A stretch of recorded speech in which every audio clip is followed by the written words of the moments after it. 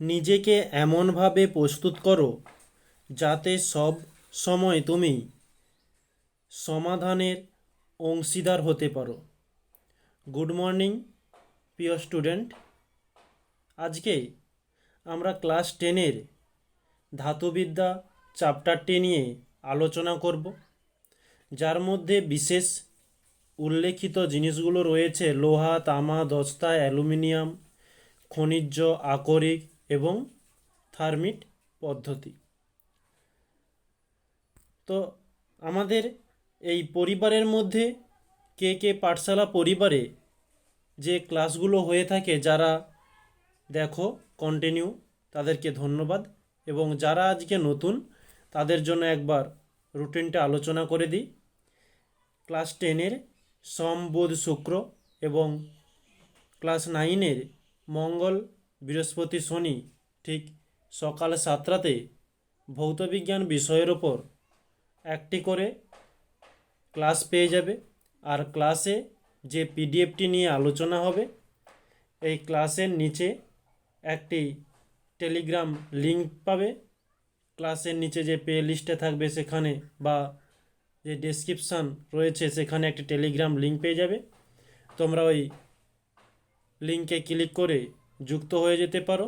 ওখানে কন্টিনিউ প্রতিনিয়ত ক্লাসের পিডিএফগুলো আপলোড করা হয়ে থাকে। তো আমরা আজকে যে ধাতুবিদ্যা চ্যাপ্টারটি শুরু করব, সেখানে ধাতু আর সংকর ধাতুর ব্যবহার সম্পর্কে জানব, খনিজ ও আকরিক সম্পর্কে জানব, ধাতুবিদ্যার জারণ বিজারণ, ধাতু নিষ্কাশনের পদ্ধতি এবং ধাতুর ক্ষয়। আমরা এই কয়েকটি টপিক নিয়ে আজকে আলোচনা করব। তো ধাতুবিদ্যা পড়ার আগে ধাতুবিদ্যা জিনিসটা কি সেটা একটু জেনে নিই। শর্টে বলে দিই, ধাতু নিয়ে পড়াশোনাকে আমরা বলি ধাতুবিদ্যা। তো ওটাকে আমরা ভৌতবিজ্ঞানের ভাষায় একটু ভালোভাবে বলবো, যেটা আকরিক থেকে সহজ উপায়ে, এটা হচ্ছে উপায় হবে, উপায়ে বৈজ্ঞানিক পদ্ধতিতে ও সুলভে ধাতু নিষ্কাশন করা এবং বিশুদ্ধ করার প্রক্রিয়াকে আমরা বলে থাকব ধাতুবিদ্যা। তো ধাতুবিদ্যা পড়ার আগে ধাতুবিদ্যাটা কি আমরা জানলাম এবং কয়েকটা ধাতুর নাম জেনে নিই। লোহা, তামা, দস্তা ও অ্যালুমিনিয়াম। তো লোহা, তামা, দস্তা এবং অ্যালুমিনিয়াম তোমাদের সিলেবাসের মধ্যে এই তিনটে উল্লেখিত জিনিস। তো লোহা বা আয়রন সম্পর্কে আমরা একটু জেনে নিই। লোহা বা আয়রনকে আমরা Fe দ্বারা চিহ্নিত করে থাকি। এর পারমাণবিক ক্রমাঙ্ক 26 হয়ে থাকে। পারমাণবিক ভর 55.85, মানে 55.85 হয়ে থাকে। যোজ্যতা হয়ে থাকে 26। এই লোহা আমরা সাধারণত 3 ভাগে ভাগ করে থাকি। লোহাতে কার্বন উপস্থিত থাকে এবং কার্বনের উপর নির্ভর করেই 3 ভাগে ভাগ করা হয়। একটি প্রথমত হচ্ছে কাস্ট আয়রন বা পিগ আয়রন, এতে কার্বন রয়েছে 2 থেকে 2.5%। আর রট আয়রন বা পেটা আয়রন, এতে রয়েছে 0.1 থেকে 0.15%। স্টিল রয়েছে 0.15 থেকে 1.5%। এখান থেকে কোশ্চেন আসতে পারে কোন ধরনের লোহাতে কার্বনের পরিমাণ সব থেকে বেশি, তাহলে আমরা বলে দেব কাস্ট বা পিগ আয়রন, কারণ এতে 2%, এতে 0.1%, পরেরটাতে রয়েছে 0.15 থেকে 1 রয়েছে। এবার আমরা এই 3 প্রকার লোহার ব্যবহার সম্পর্কে জানব। কাস্ট লোহা, এটা জলের পাইপ, রেলিং, রড, আলোকস্তম্ভ প্রভৃতি ছাঁচে ঢালাই করা দ্রব্য প্রস্তুতিতে ব্যবহার করা হয়। রট আয়রন নোঙর, ছোট শিকল, পেয়ানোর তার, পেরেক, ডায়নামো, বৈদ্যুতিক মোটরের অংশ, ঘড়ির স্প্রিং ইত্যাদিতে আমরা এই রড আয়রন ব্যবহার করে থাকি। স্টিল বা ইস্পাত জলের পাম্প, ট্রাক্টর, লাঙ্গলের ফলা প্রভৃতিতে ব্যবহার করে থাকি। এবং রেল লাইন, রেল ইঞ্জিন, রেলের বগি, জাহাজ, বিমান, মোটর গাড়ি প্রস্তুতিতে স্টিল ব্যবহার করা হয়, মানে ইস্পাত। অস্ত্রোপচারের যন্ত্রপাতি প্রস্তুতিতে এছাড়া করাত, ছুরি, পিয়ানোর তার, পেরেক, স্থায়ী চুম্বক, ট্রাঙ্ক প্রভৃতিতে আমরা এই স্টিল বা ইস্পাত ব্যবহার করে থাকি। আমরা সাধারণত স্টিল বা ইস্পাতকে একটু বেশি ব্যবহার করি। নেক্সট, আমাদের দ্বিতীয় ধাতু যেটি ছিল সেটি তামা, বা আমরা একে কপার বলে থাকি। এর চিহ্ন Cu, পারমাণবিক ক্রমাঙ্ক 29 এবং ভর সংখ্যা 63.58, যোজ্যতা রয়েছে 12। এই কপার বা তামার ব্যবহার আমরা প্রত্যেকে জানি। আমরা সাধারণত তামার তার ব্যবহার করে থাকি। কপার বিদ্যুতের সুপরিবাহী বলে বৈদ্যুতিক যন্ত্রপাতি, বৈদ্যুতিক তার, ডায়নামো, ইলেকট্রিক হিটার প্রভৃতিতে আমরা তামার তার ব্যবহার করে থাকি। তড়িৎ লেপন, তড়িৎ মিদন এবং তড়িৎ বিশ্লেষণে তড়িৎদ্বার রূপে বহু পরিমাণে ব্যবহার হয়ে থাকে এই তামার তার। নানা রকম প্রয়োজনীয় সংকর ধাতু যেমন পিতল, জার্মান সিলভার এবং আমরা মুদ্রা প্রস্তুতিতে কপার একটা খুব গুরুত্বপূর্ণ উপাদান হিসাবে ব্যবহার হয়ে থাকে। এখন মুদ্রা তামার সাধারণত হয়নি, তো অতীত যুগে যে রাজা মহারাজারা ছিল তারা যে কয়েন বা তারা যে মুদ্রাটি ব্যবহার করত সাধারণত এই তামা দিয়ে ব্যবহার করত। এটি খুব ইম্পর্টেন্ট কোশ্চেন যে কোন ধাতু দিয়ে মুদ্রা প্রস্তুত করা হয়, তো তামা বা কপার লিখবে। এরপরে হচ্ছে দস্তা ও জিঙ্ক, এর চিহ্ন হচ্ছে Zn, পরমাণু ক্রমাঙ্ক 30, পারমাণবিক ভর 65.5, যোজ্যতা হচ্ছে 2। এই দস্তা বা জিঙ্ককে আমরা কীভাবে ব্যবহার করি? বৈদ্যুতিক সেল, মানে আমরা ছোটোখাটো যে ব্যাটারি ব্যবহার করে থাকি তাতে থাকে। ড্রাই সেলেও এটি জিঙ্ক অবস্থান থাকে। আয়রনজাত জিনিস মরিচা থেকে রক্ষা করার জন্য তড়িৎ বিশ্লেষণ পদ্ধতিতে জিঙ্কের প্রলেপ দেওয়া হয়, যাকে আমরা গালভানাইজেশন বলে থাকি। জিঙ্ক হোয়াইট নামে সাদা রং প্রস্তুতিতে এটি রং প্রস্তুতিতেও ব্যবহার হয়ে থাকে। ছাপার ব্লক তৈরি এবং মুদ্রার উপাদান রূপে এটিও এই দস্তা বা জিঙ্ক, এটাও কিন্তু অতীত যুগে ওই মুদ্রা তৈরি হতো। এরপরে জার্মান সিলভার পিতল প্রস্তুতিতেও ব্যবহার হয়। ওকে, এটা আমরা পরে একটা সুন্দর একটা তালিকা দিয়েছি, ওখানে আমরা খুব সুন্দরভাবে জানব। নেক্সট, অ্যালুমিনিয়াম, এর চিহ্ন হচ্ছে Al, পরমাণু ক্রমাঙ্ক 13, পারমাণবিক ভর 26.98, যোজ্যতা হচ্ছে 3। এই অ্যালুমিনিয়াম আমরা কীভাবে বা কী কী কাজে ব্যবহার করে থাকি? অ্যালুমিনিয়ামের ঘাত, সহনশীলতা, উত্তাপ এবং বৈদ্যুতিক সুপরিবাহী ধর্মের জন্য কপারের পরিবর্তে আজকাল তড়িৎ পরিবহনের তার এবং যন্ত্রপাতি প্রস্তুতিতে এটি ব্যবহার করা হয়। আমরা সাধারণত দেখতে পাই কপার বা তামার পরিবর্তে বড় বড় মোটর চালানোর জন্য বা যেখানে বেশি কারেন্টের প্রয়োজন হয় সেই সব ক্ষেত্রে যেসব তার ব্যবহার করা হয় সেগুলো সাধারণত অ্যালুমিনিয়ামেরই হয়ে থাকে। এবং বিমান এবং মোটর গাড়ির কাঠামো নির্মাণেও অ্যালুমিনিয়াম ব্যবহার হয়। এছাড়া প্রত্যেকের বাড়িতে বাড়িতে রান্নার যে বাসনপত্র সেটা তৈরি হয়ে থাকে, চেয়ার, টেবিল, এইসব অ্যালুমিনিয়াম দিয়ে খুব সাধারণ, খুব কম সম তৈরি হয়। এবং পাতলা রূপালি প্যাকিং কাগজ তৈরিতেও আমরা এই অ্যালুমিনিয়ামটিকে ব্যবহার করে থাকি, যেটা সাধারণত আমরা বিরিয়ানির প্যাকেটে লক্ষ্য করে থাকি। পাতলা চকচকে একটা আস্তরণ থাকে, যেটা খুবই সূক্ষ্ম মাপে অ্যালুমিনিয়াম যুক্ত থাকে ওর মধ্যে।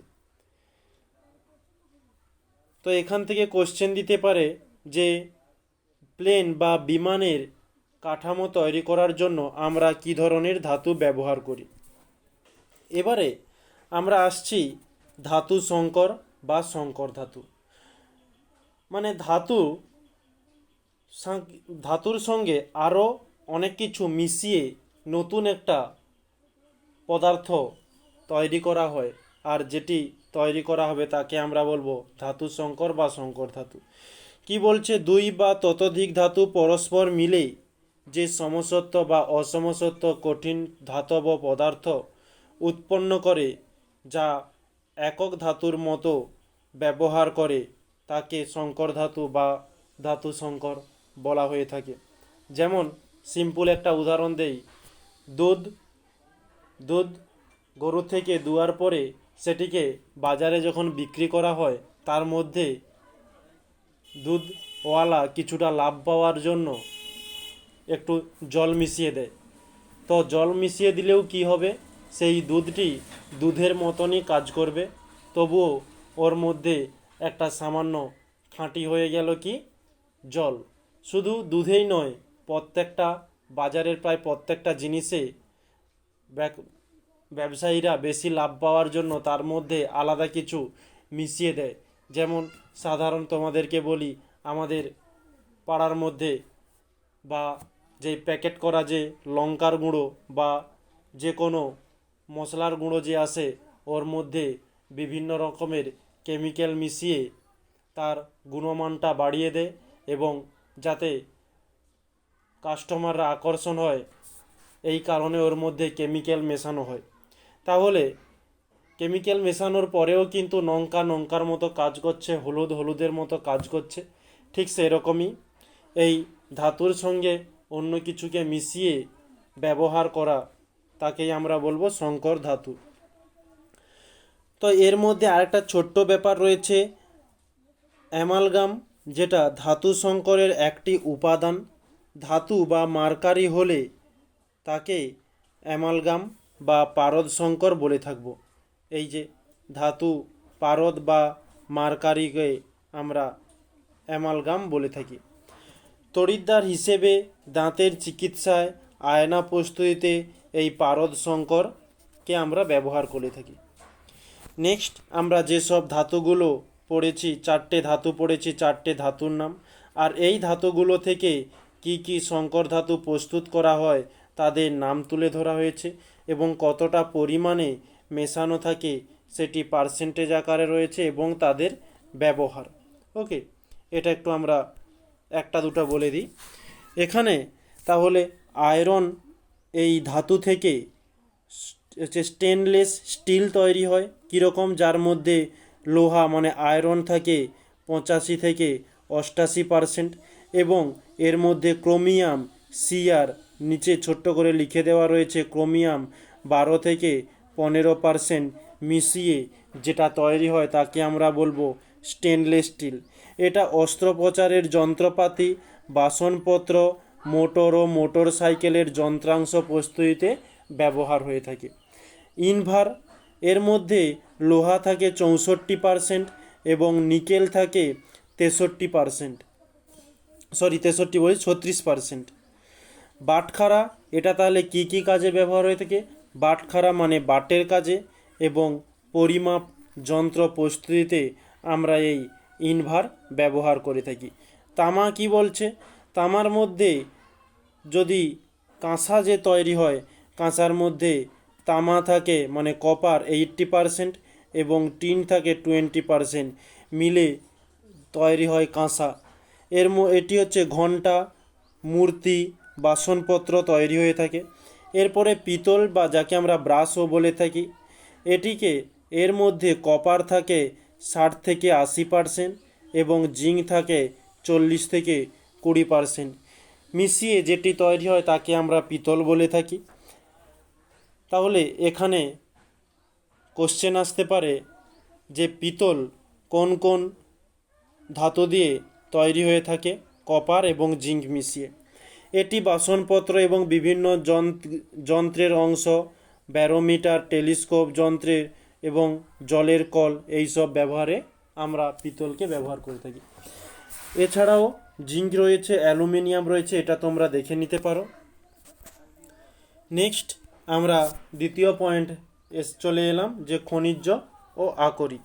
খনিজটা কি? যে প্রকৃতিতে কোনো ধাতু যৌগ আকারে অবস্থান করলে, তাহলে আমরা ধাতুগুলো কি কি জেনে এসেছি। সোনা, দস্তা, অ্যালুমিনিয়াম, সোনা বলছি, লোহা, এরা রয়েছে। তাহলে এই সব ধাতু যখন যৌগ আকারে অবস্থান করবে, সেই যৌগকে মৌলটির খনিজ বলে থাকবো। যেমন বক্সাইট, ফেল্ডস্পার, এইসব রয়েছে। আকরিক কাকে বলবো? যখন এই খনিজ পদার্থ থেকে প্রয়োজনীয় ধাতুকে অল্প খরচে এবং সহজ উপায়ে নিষ্কাশন করা হয়, তাকে আমরা বলবো আকরিক। মানে এই খনিজ তাহলে কি থেকে তৈরি হয়? ধাতু মিলে খনিজ তৈরি হয়। আর ওই খনিজ থেকে যখন আমরা ধাতুকে আলাদা করব, তখন তাকে আমরা বলে থাকবো আকরিক। যেমন কিছু নাম বলছে, অ্যালুমিনিয়াম ধাতু আকরিক, বক্সাইট। ওকে। এবং এরই সঙ্গে একটা ছোট্ট খনিজ মূল কি সেটা দেওয়া রয়েছে, যে আকরিকের মধ্যে আসল ধাতব পদার্থের সঙ্গে সন্নিহিত মাটি, বালি, সালফেট প্রভৃতি অশুদ্ধ বা অপদ্রব্য মিশে থাকলে তাকে আমরা বলবো খনিজ মূল। এগুলো তো আমরা কেউ কারখানাতে তৈরি করি না, এগুলো মাটির নিচ থেকে খনিজভাবে পাওয়া যায়। আর মাটির নিচ থেকে যখন তুলতে যাব, তখন ওরই সঙ্গে মাটি, বালি, আরও অনেক কিছু লেগে থাকবে।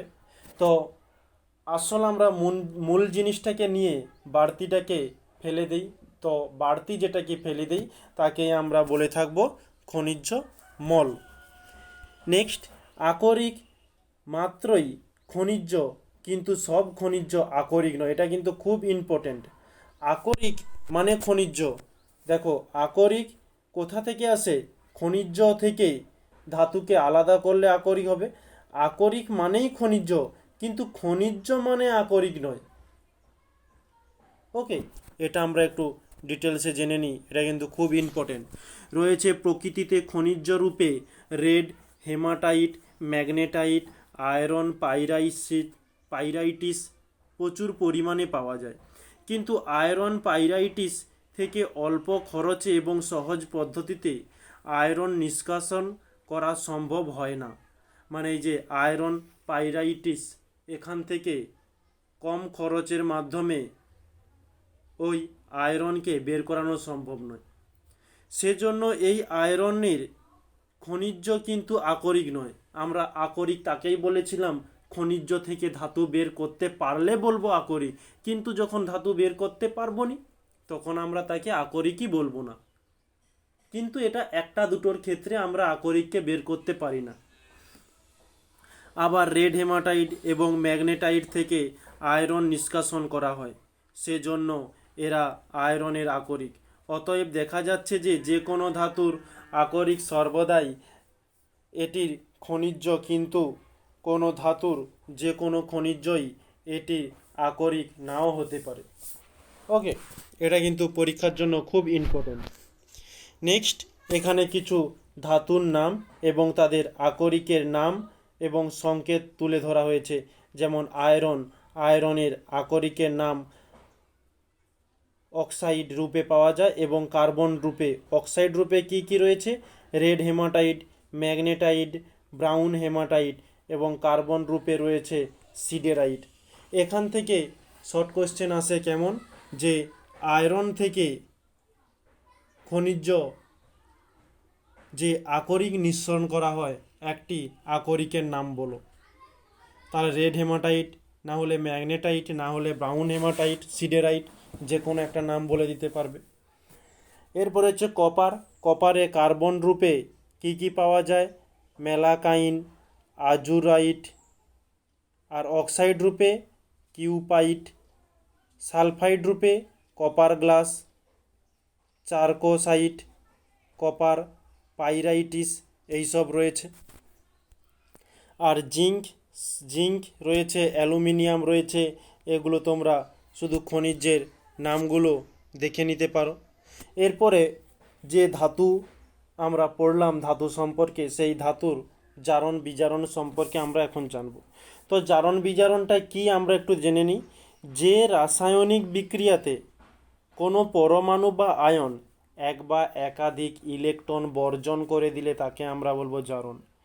যখনই রাসায়নিক বিক্রিয়ার মাধ্যমে কেউ ইলেকট্রন বর্জন করে দিবে বা ইলেকট্রন কমে যাবে, তখন তাকে আমরা বলবো জারণ। যেমন দেখো Na মানে সোডিয়াম, -E মানে, আচ্ছা এক মিনিট, এই যে দেখো Na রয়েছে সোডিয়াম, তারপর রয়েছে -E মানে কি, মাইনাস ইলেকট্রন, মানে ইলেকট্রন একটা বেরিয়ে গেছে, তাহলে কি তৈরি হলো Na+। যখন বেরিয়ে যাবে তখন তার মাথাতে হয়ে যাবে প্লাস। দেখো ইলেকট্রনের সামনে কিন্তু কিছু সংখ্যা নেই, 1 2 3 4 করে কিছু নেই, কিছু নেই মানে 1 রয়েছে।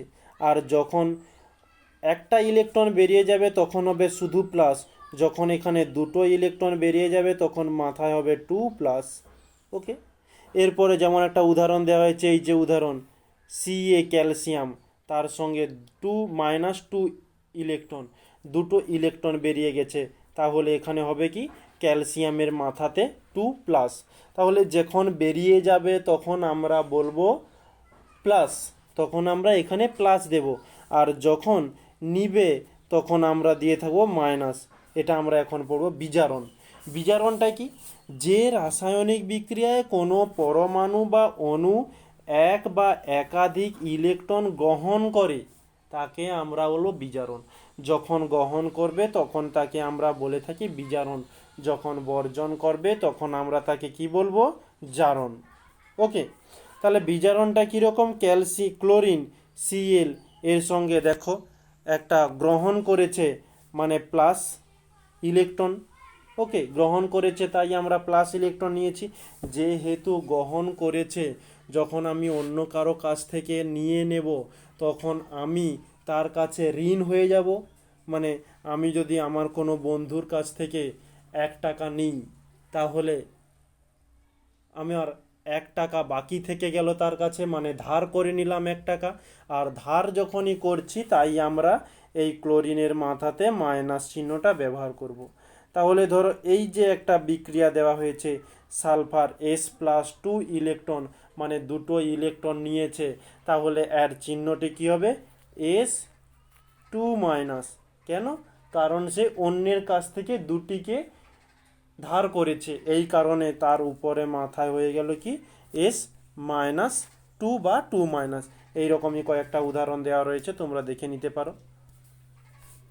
নেক্সট, এরপরে চলে এলাম যে ধাতু নিষ্কাশনের বিভিন্ন পদ্ধতি। ধাতু নিষ্কাশনের যখন আকরিক আমরা কাকে বলেছিলাম, যে খনিজ থেকে অল্প খরচে ধাতু নিষ্কাশনের পদ্ধতিকে আমরা বলবো আকরিক। তো ধাতু নিষ্কাশন কিভাবে হবে, এটি তিনটি পদ্ধতিতে হয়ে থাকে। প্রথমত রয়েছে কার্বন বিজারণ পদ্ধতি। কার্বন বিজারণ পদ্ধতিতে কি বলছে, এই পদ্ধতিতে ধাতব অক্সাইড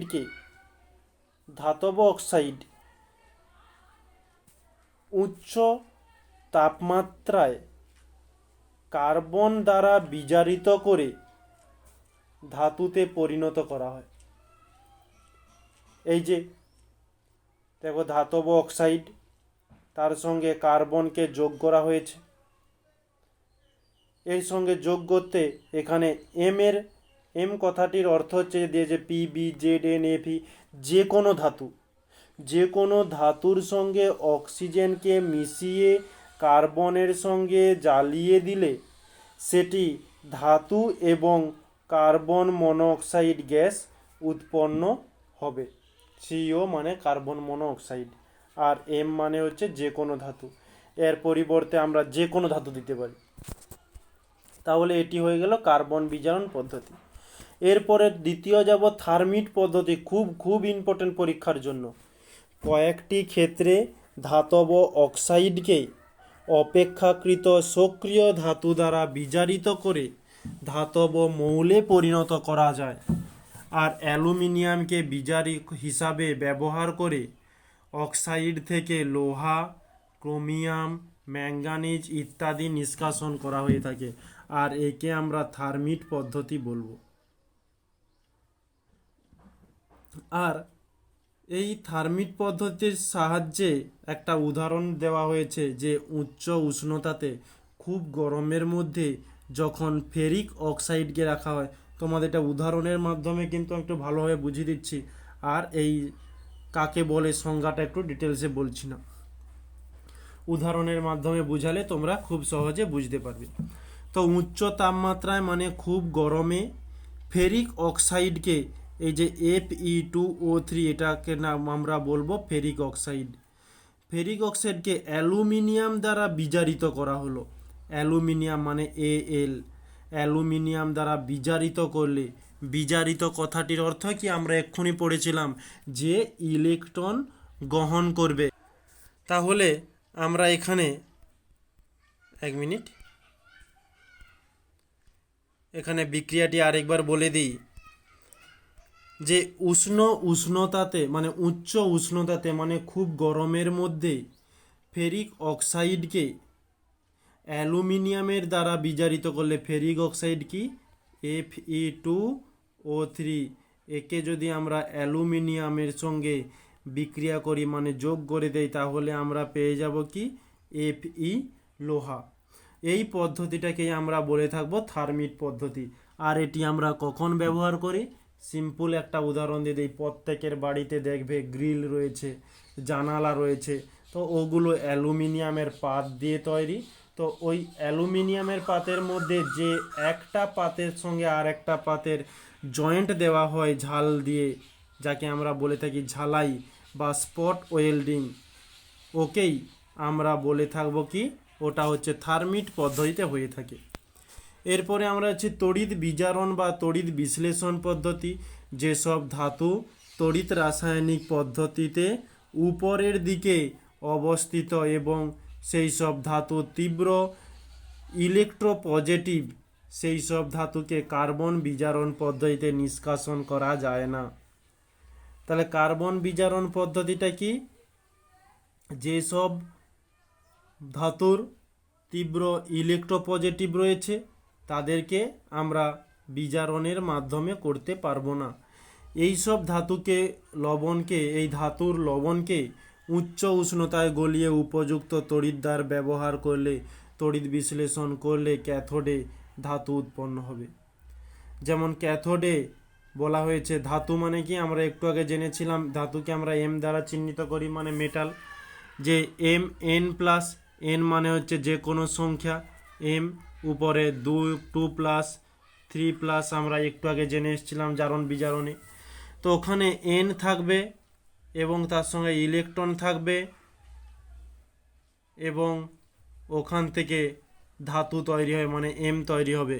এই যে বিক্রিয়াটি দেওয়া রয়েছে, কয়েকটা বিক্রিয়া দেওয়া রয়েছে, m মানে ধাতু, e মানে ইলেকট্রন, n মানে পূর্ণ সংখ্যা 1 2 3 4 5 6 করে যাই হোক না কেন। তাহলে এটি হচ্ছে কি তড়িৎ বিজারণ বা তড়িৎ বিশ্লেষণের পদ্ধতি। নেক্সট, যে ধাতুর ক্ষয়, ধাতুর ক্ষয়টা কীরকম? আমরা ধাতু কি কি জানলাম, যে কি লোহা ছিল, তামা ছিল, অ্যালুমিনিয়াম এবং জিঙ্ক। তো এইগুলোর ক্ষয় কিভাবে হয়ে থাকে? ধাতু ক্ষয় মানে লোহা ক্ষয় তোমরা জানো, লোহায় যাকে বলি লোহায় মরচে পড়া। কী হয়ে পড়ে? লোহায় মরচে ধরার ব্যাপারে অনেক মতবাদ প্রচলিত আছে। বিজ্ঞানী ল্যাম্বার্ট মরচে ধরায় তীব্র রাসায়নিক মতবাদ প্রচার করেন। অনেক মতবাদ রয়েছে লোহার মধ্যে কেন মরচে পড়ে, তার মধ্যে একটি কি, যে বিজ্ঞানী ল্যাম্বার্ট একটা সিদ্ধান্ত দিয়েছিল, তাতে বলছে নিম্নতর জারণ সম্পূর্ণ যেসব অশুদ্ধি কণা সাধারণ লোহায় থাকে, সেই অশুদ্ধি লোহার কণা এবং জলকণা মিশে অসংখ্য ক্ষুদ্র ক্ষুদ্র তড়িৎ কোষ সৃষ্টি হয়। তড়িৎ কোষে লোহা অ্যানোড ও অশুদ্ধি রূপে ক্যাথোডের কাজ করে থাকে। এর ফলে ওর মধ্যে যুক্ত জল বা খনিজ বাষ্প তড়িৎ বিশ্লেষ্য হিসাবে রূপে কাজ করে থাকে। তাহলে যদি জিজ্ঞাসা করে লোহায় মরচে পড়ে কেন, তাহলে তোমরা এটা লিখে দিবে। তো এর মধ্যে সবথেকে ইম্পর্টেন্ট জিনিস যে লোহায় মরচে পড়ার বিক্রিয়াগুলো লেখো। তার মধ্যে অশুদ্ধি লোহা তড়িৎকোষ সৃষ্টি করে এবং তড়িৎ বিশ্লেষণ ঘটায়। মোর্চা পড়া তাই এটি হচ্ছে তড়িৎ বিশ্লেষণ ঘটানো, যেখানে জলের তড়িৎ বিয়োজন ঘটে থাকে। জল হচ্ছে H2O সমান, মানে উভমুখী বিক্রিয়া, দেখো চিহ্নটা ঠিক এই রকম দেওয়া রয়েছে, H2 প্লাস OH রয়েছে। এখানে ক্যাথোড হিসাবে বিক্রিয়া দেওয়া রয়েছে, অ্যানোড হিসাবে দেওয়া রয়েছে H প্লাস। এ কী করছে, একটা ইলেকট্রন নিয়েছে, মানে বিজারণ হয়েছে। তারপরে যে এইচটি তৈরি হয়েছে সেই এইচটি আবারও একটি এইচের সঙ্গে যুক্ত হয়ে H2 গঠিত হয়েছে। এরপরে অ্যানোডে হচ্ছে Fe মানে লোহা, Feর হচ্ছে 2 প্লাস, মানে দুটি ইলেকট্রন নিয়েছে, এই যে H2, এই যে দুটি ইলেকট্রন নিয়েছে, প্লাস 2 রয়েছে। এবং এটা তাহলে পরবর্তী সংকেত কী হবে, Fe2 প্লাস, এর সঙ্গে OH যুক্ত করলে FeOH এর হোল 2 তৈরি হলো। আর এই FeOH এর হোল 2-র সঙ্গে যদি অক্সিজেন যুক্ত হয়ে যায় তাহলে Fe2O3 হয়ে গেল। এইটি জল H2Oর সঙ্গে, এর সঙ্গে কী হবে, H2O প্লাস H2O জল উৎপন্ন হয়ে থাকে। নেক্সট, মরচে নিবারণের উপায়। এই লোহাতে কি করলে মরচে ধরবে না? লোহা বা লোহার দ্রবণে আলকাতারা বা তেলের রং প্রলেপ দেওয়া দরকার। লোহার দ্রবের ওপর গলিত জিঙ্কের প্রলেপ দিয়ে দেওয়া উচিত, যেটা আমরা গ্যালভানাইজেশন পড়েছিলাম। এরপরে 3 বলছে লোহার ওপর ক্রোমিয়াম, নিকেল ইত্যাদি ধাতুর তড়িৎ লেপন করলে লোহায় মরচে ধরে না। মাটির নিচে জলবাহী লোহার নলের সঙ্গে লোহা অপেক্ষা অধিকতর ধনাত্মক ধর্মী হয়ে থাকে। যেমন উদাহরণ কিছু হিসাবে দিচ্ছে, দিল্লিতে গুপ্ত যুগে তৈরি কুতুব মিনারের লৌহ স্তম্ভটি একটি উন্নত মানের ইস্পাত দিয়ে তৈরি। এই স্তম্ভটির এখনও মরিচাহীন অবস্থায় আছে। মানে কুতুব মিনার এমন একটি উন্নত মানের লোহা দিয়ে তৈরি হয়েছে বা ইস্পাত দিয়ে তৈরি হয়েছে, যার মধ্যে এখনও পর্যন্ত মরিচার, মানে মরচে ধরার টান আসেনি। নেক্সট, আমরা লোহা সম্পর্কে পড়লাম। এরপরে তামা, জিঙ্ক, অ্যালুমিনিয়াম, এই 3টে ধাতু রয়েছে। 3টে সম্পর্কে কি বলছে, ছোট ছোট টুকরো রয়েছে। সাধারণ উষ্ণতায় আর্দ্র বায়ুতে তামা বা তামার অধিকাংশ সংকর ধাতু রাখলে তামার ওপর ধীরে ধীরে অক্সাইডের একটি সূক্ষ্ম আস্তরণ পড়ে।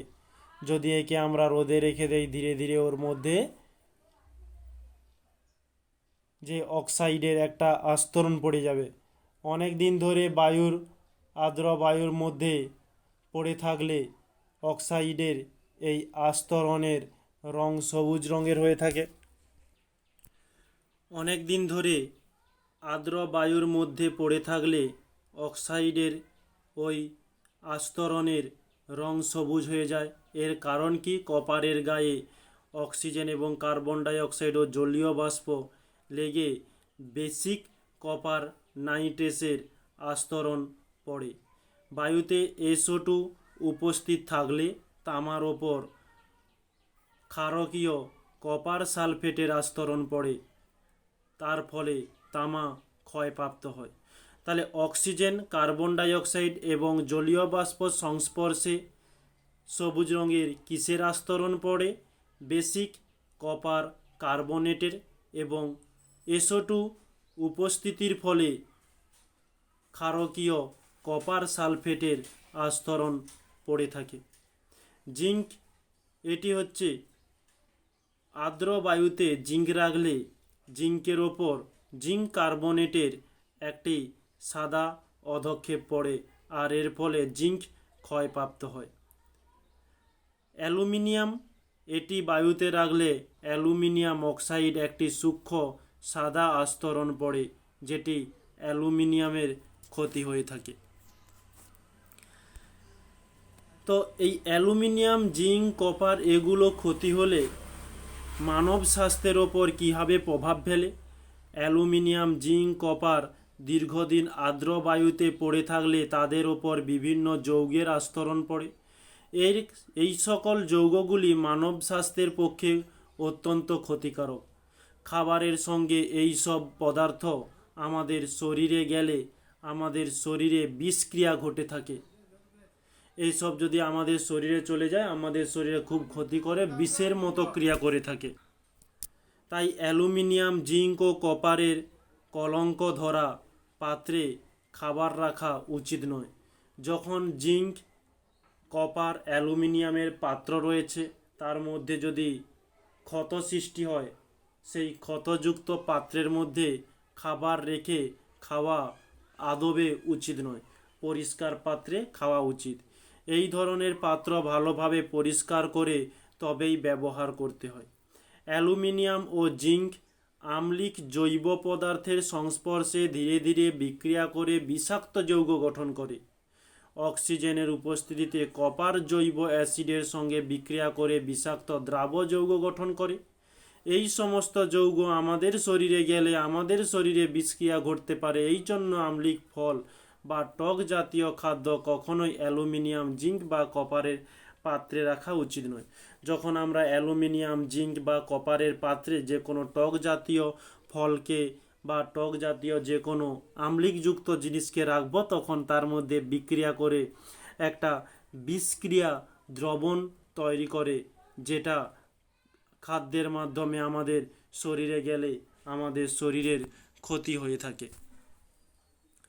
অ্যালুমিনিয়ামের পাতে মোড়া চাটনি বা আচার খাওয়া উচিত নয়। চাটনি বা আচারে জৈব অ্যাসিড থাকে যা অ্যালুমিনিয়ামের পাত্রের সঙ্গে বিক্রিয়া করে যে লবণ উৎপন্ন করে তা চাটনির সঙ্গে আমাদের দেহে প্রবেশ করে। এই অ্যালুমিনিয়ামের যে পাত্র রয়েছে ওর মধ্যে আম্লিক যে কোনো কিছু রেখে দিলে, মানে টক জাতীয় কোনো চাটনি হোক বা আচার হোক রাখলে ওর মধ্যে যে সামান্য অ্যাসিড থাকে ওই অ্যাসিড অ্যালুমিনিয়ামের সাথে বিক্রিয়া করে আমাদের একটা নতুন লবণ তৈরি করে, মানে সোডা তৈরি করে, যেটা চাটনির সঙ্গে আমাদের যদি শরীরে প্রবেশ করে আমাদের শরীরে খুব ক্ষতি হতে দেখা যায়। তো এই কারণেই আমরা অ্যালুমিনিয়াম, জিঙ্ক এবং কপারের পাত্রকে ব্যবহার করে থাকি এই সব সাবধানতা দেখে। এখান থেকে কোশ্চেন দিতে পারে অ্যালুমিনিয়ামের পাত্রে আমরা আম্লিক জাতীয় যে কোনো খাদ্য বা যে কোনো খাদ্য রেখে খাওয়া উচিত নয় কেন? তাহলে তোমরা এইভাবে কোশ্চেনগুলো লিখতে পারবে। তাহলে আজকের টপিক মোটামুটি আমাদের যতটা ছিল কমপ্লিট হয়ে গেল। ঠিক শেষে প্রতিনিয়ত ক্লাসের শেষে যেমন একটা হোমওয়ার্ক কোশ্চেন দেওয়া হয় তেমন দেওয়া হয়েছে কপারের একটি আকরিকের নাম লেখো। তাহলে কপারের একটি আকরিকের নাম কি হবে তোমরা অবশ্যই কমেন্ট বক্সে জানিও। আর আজকের ক্লাস আমাদের এই পর্যন্ত। মোটামুটি আমাদের এই ধাতুবিদ্যা চ্যাপ্টারের মধ্যে যা কিছু কোশ্চেন ছিল সব কিছু কমপ্লিট হয়ে গিয়েছে। ওকে, তাহলে ক্লাসটি আজকে এখানেই রাখলাম। সবাইকে থ্যাংক ইউ বলে রাখছি।